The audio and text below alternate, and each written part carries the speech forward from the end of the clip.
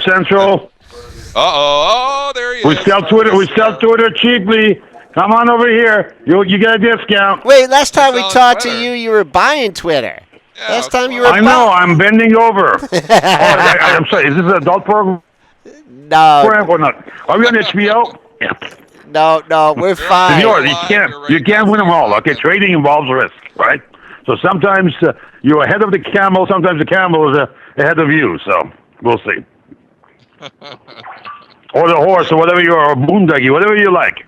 It's all about. If you're in Amish country, I forgot what they use. Every day is different. But no. Today is. I mean, look, this last week it's been like a state of war. Everything you touch, dribble. It's just the worst. It's the worst kind of death. So. Well, You get out while you're young. Remember, what do you call it? Said that with Gecko. Yeah, it's we were talking about it, and man, I saw the Bloomberg article the day that I came in, and it said lockup is ending, but no one is selling.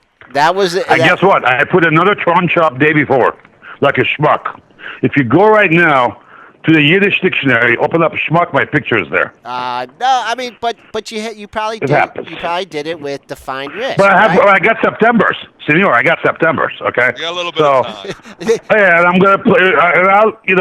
What do they say in futures? You got long, short, and flat. You got three strategies, right? What do you have in option? 28. I'll figure out it. Strategies. Is it a strategy to get back? Hey, Fari, is it the September 2015s?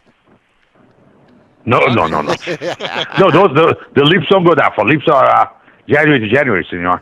Yeah. What do you think on the Twitter now, though? Now we've cut out. We actually went down below that $30 level, got down to $29.51. I know there was a few people on stock Twitter that were saying, "What's the IPO?" It's simple math. What's the IPO? That's what What was it? Yeah, that's what we were trying to figure out. 26. Well, the IPO, not what the company got paid, not what is open, what the IPO was. Remember, a company pays. Yeah, a company gets paid the night before on a wire transfer, 7% or whatever commission. I know they didn't pay 7%, but they probably paid 2% of commission to Morgan Stanley and Goldman Sachs because they got to keep the doors open, right? Times the number of shares. So it's 26 times number of shares times 0.98. That got wire transfer. That's what they were the company. Well, who are the people selling here? These are the employees. I checked. I have not seen from what I can ascertain. There are no big sellers. I mean, no VCs, no early investors. These are the guys who just got in. When the stock is dropping, how long has it been dropping? It's been dropping like 3 months now. The moment unlock happens, these are the guys that are going to sell. Unlike Facebook, will open and traded below the IPO during the lockout. I mean, the expiration of lockouts, okay? They held it because it was below what they had paid for, okay? Now it's above it. They want to sell it. I think we may see 26 and then there's a bounce. At 26, I will double down. Yeah, we were talking about Morgan Stanley upgrade. Well, I was going to say, Joel, Morgan Stanley upgrading the stock here this morning. They got the GWPA trade on when that stock was weak, and they upgraded it a pop. It is popping 50 cents on this Morgan Stanley upgrade here, but I don't know if that's going to be enough to get Twitter out of the doghouse. What's your thoughts? No, it'll be a while. It takes time. It's painful out there. Remember we talked last time we talked was May Day. Our comrade Putin, he's not helping out either. I don't know how this guy talks, which side of his mouth. You see the news right now on the Reuters? Yeah, it says the separatists are ignoring him. When was the last time head of Soviet Union or Russia was ignored? These guys must have some, brass or something blanks. So is this? I don't know. I was just gonna see. I asked Brent to dig up on the news to see because we just took a big drop here in the S&Ps. We just went down to 1868 here. Minor support 1864.25. That was Tuesday's close. Wednesday's low. So is this shaking? Draghi's talking right now too. Oh, Draghi is? ECB Draghi. Oh. Yeah, he's talking right now. So I think that might be a little bit of why we're dropping here. I know he's speaking right now, I believe. Oh yeah, Draghi. I'm with you, Dennis. Anytime these central bankers talk, they just muddy the water. Even if they mean well, they just muddy the water. Here's the comment. Joel, I Just- definitely agree with you. 64.5 has been pretty much a magnet. We had it last week. Was our weekly pivot. Pivot did this. This week is 1874. But have you seen the sentiment? How bearish it's getting? The more it gets bearish, the more I think my call on the timer digest is correct to the long side, because market, as we all know, runs up a wall of worry, and this is almost developing the seasonality, exogenous news, the Momo names dropping fast. Well, at some point, these companies have some value. They can't go to zero. I mean, Netflix is not going to go to zero, right? At some point, this will turn around. So, but I don't think it's bad enough yet. We'll see. I think about a week or so, we should be really seeing maybe 2 weeks. We should see the kind of more excessive bearishness, and then we're ready to go. And remember, what do you call it? I bet you right now, I don't know what the numbers are. I'll take a look before cash opens. But I bet you right now, Moscow was hit late today. I think they're closed now. I think they should be closed now, but they should have been hit last couple of hours. So and the more pressure. Did you see the look on Putin? The pressure, I think, is coming in from oligarchs to him, because from what I understand, it's becoming more and more difficult. And we haven't even really the sanctions that EU, especially EU, put out, because they travel more to EU than come to us, and they have a lot more business. Those sanctions have no teeth. I think was it Dennis? I think it was you who hash marked coming back to me as no teeth. I forgot. Or maybe it was a fellow on CNBC, but that had no teeth. What Obama and Angela Merkel have been threatening Putin with is the real ones. This like a third phase. This third phase hit. You could have technically a 1 day market crash in Moscow. So well, you know what I think somewhere in here that news is going to go reverse itself. There's so much Putin and his buddies can take, both in ruble and on the stock market. Okay, what about some of these? All right, Dennis has his bullish thesis where, we go up, and this is the S&P futures. It's kind of a bullish/bearish thesis. Yeah, bullish/bearish. We go out, we clear out all the paper above. We go up to 1900 in the futures, and then once everybody's in, then you have the flush. Right. It sounds like you're kind of leaning that way too. You're not letting this. Sure. Yeah. No, I buy that. It's the market will always inflict maximum pain. Yep.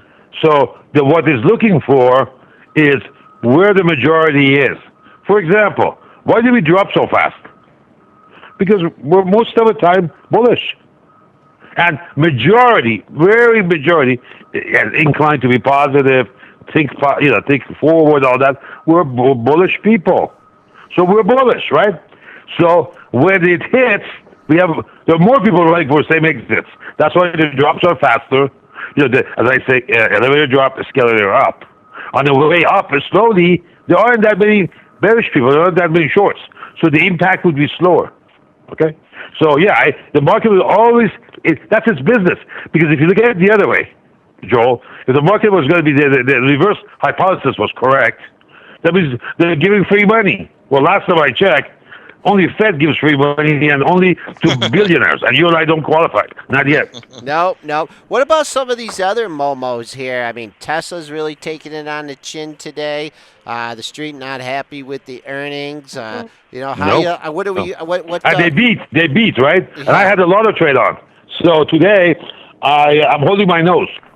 Okay. So it's tough. It's tough out there right now. As I said, we've had a week of theta decay.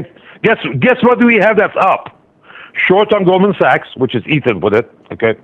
By the way, it's a great webinar this afternoon. I'll put a link for you guys on the pre-market. You don't want to miss this guy. He's very good. One of these days, I'll have him come to your show for a little, just like a one-time short interview. Very understated, humble guy, very good guy, excellent record. I'm very impressed by his trade. His Goldman Sachs short, which is long puts on three options, is up. Very nice check, 70%. He's had on by the month now. He plays long term. Mine COP is up. COP, ConocoPhillips. Based on what? Putin. I bet you today's going to go to the roof. I said to myself, when we were short, we had a bearish earning report call, okay, on Valero and Exxon. And we usually put a 50% stop on alerts, mental, whatever you want. Not in the market, because, our report goes to a number of people. They execute at the same time, it would be a disaster. So what we do is that we have alerts ready. As it gets close, we issue the emails out, say, hey, get out, get out, get out. So I think we cut off at 45, 40, this time 42%, somewhere that. No need to go short. Hold on. This thing is not going down. The oil is going up. We took that money, add a little bit more money to it, put it on COP, and COP is almost 100% up. Yeah, and COP is how unboring do you want to get? That's ConocoPhillips. Yeah. It's been marching. So the 60 names are... Go ahead. Yeah, I was just going to say, the oil energy sector is the sector that is really holding us up here, because a lot of these stocks are making new 52 highs, or in the case of ConocoPhillips... I'm losing you on the audio. Oh, they're making new all-time highs, a lot of these stocks. These oil and energy stocks are really... It's a largest component of S&P. That's, in a way, that's helping up, kind of balancing it. But the very boring business like Exxon or Valero or Conoco are up, and the sexy names are getting what Seinfeld called the courtesy flush. Yeah, it's a rotation into, obviously, different sectors. We haven't rotated out of the market altogether, though. And that's why the S&P futures are still holding up. They rotate out of the momentum names, and they're finding homes. Like we were saying, as value. Guys, I don't know what's going on. You guys, I'm losing you every few seconds. I don't know why. Joel, can you hear me okay? Not sure if audio is good or not. Yeah, we've been having some Skype issues this week, Fari. Can you hear me now? I hear you fine. Yes, sir. I can hear you now. Okay. Very good. Yeah, all right, Fari. It sounds like when you go into these earning plays and you do the lotto trades, that it seems like you're playing... Again. Sounds like you're in China. A lot of did Alibaba did a tender offer on Benzinga? yeah, it's 60 By the way, speaking of Alibaba, I was up until like 3 last night. I usually don't do that. I was researching this stuff around 12-ish, and some of it was on Alibaba, some of it was on Putin. The guy who runs it, very shady. Have you seen some of the stuff he's done? No. I would take a look at that prospectus a little bit extra. And he's not, I guess, used to how we call short-term transactions. I don't know. I mean, I was involved with several S1s, the filings. And you have to disclose a lot of stuff. Whether you like it or not, it's got to be there. That's how regulatory environment is in the U.S. Anyhow, and once it gets filed and distributed, we're going to go in there, the fine-tooth comb, take a look. Some of that is coming out now. I think it's a top story now on Reuters Business. If you take a look at it, I think it was on Bloomberg too last night. You start reading about that. So I was reading about that. I would warn people taking a look at Alibaba. There are some other issues that are not settled yet. Before I put my money there, I give them my money, I want to have those things sorted out. Or maybe a better filing or delay that. I don't think Alibaba IPO will go well. A size being one issue. Remember, it's about the size, about the same, if not bigger than FP. Secondly, these guys have a lot of related transactions that are very, very murky. That's one thing. Anyhow, I was doing that, and next thing I knew it was 2 something, like 250. And I said, heck, 10 minutes from now, Europe opens. Let me see what Europe does. And anyhow, so I made a few shekels. Buys for the soup today. It's not every day that Joel sends us soup, right? So sometimes you got to earn it yourself. All right, speaking of soup, I mean, I tried to make this wager with Dennis, and he balked on it, and it was, we're trading at the 1870 level here, and he seems to think he won't make the bet, but he thinks we're going to trade 1900 before we trade 1840 in the S&Ps. So 1840 is awfully close, but I think you're right, It's a little close. It's a little close. A little bit close. Yeah. But I look, all in all, if you look at this, not looking what you read. Again, trading what you see, not what you think. Okay? Exactly. The thinking part, that gets you into trouble. That's why no economist I know is rich. But if you look at the charts and the bearishness on the sentiment side, okay? I work on VIX. This doesn't work. I mean, I've worked with a guy who did VIX. I do put call. I had my VXN out before SIBO had theirs. If you look at that stuff, okay, we should be going up. I think we will be seeing 1930, 1940 shortly.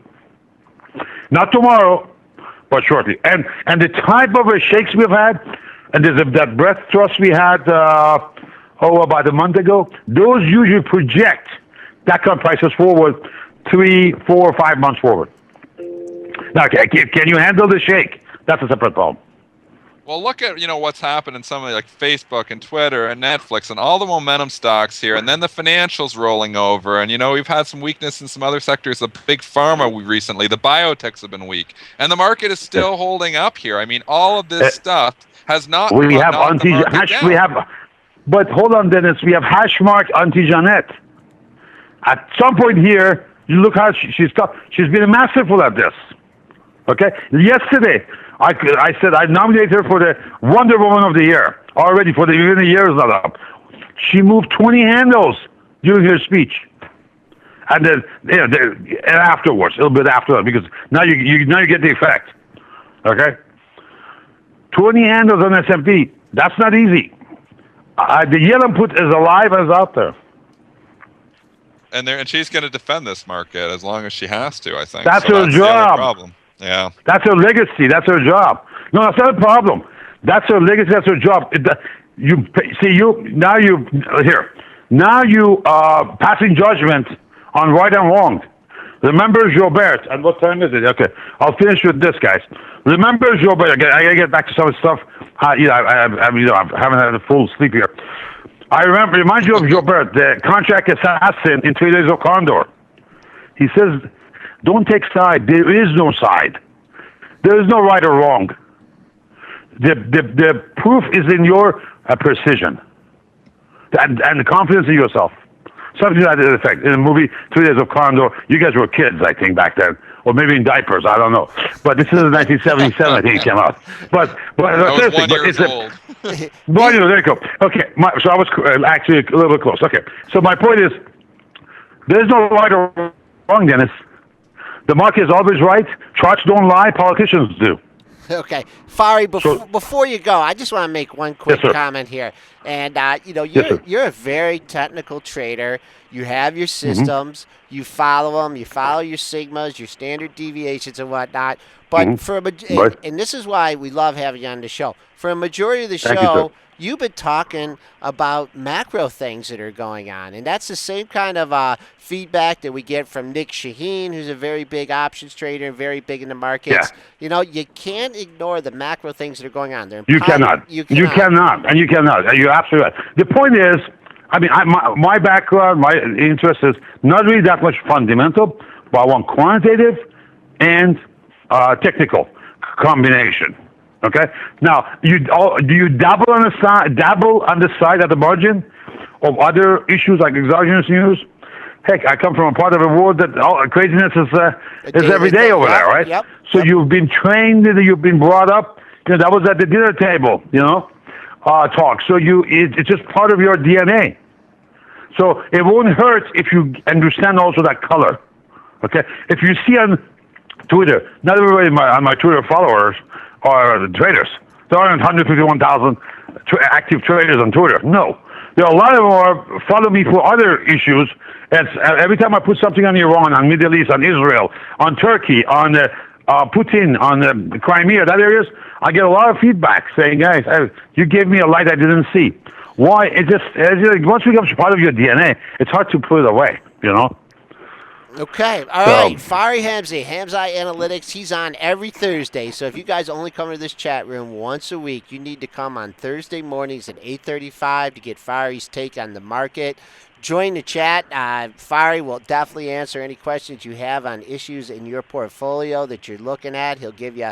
They got to be high priced and volatile because that's what he likes to trade. But he can also give his opinion on lower price stocks. So Fari, we'll let you get to work. It doesn't look like you're giving me an opportunity to get my suit back yet, but I got to. Well, as Rumi says, night is young. So maybe next week or week after. Guys, you two are the best. Always a pleasure to be here. I've got to run. See you next week. Okay, see you, Fari. All right. Bye-bye.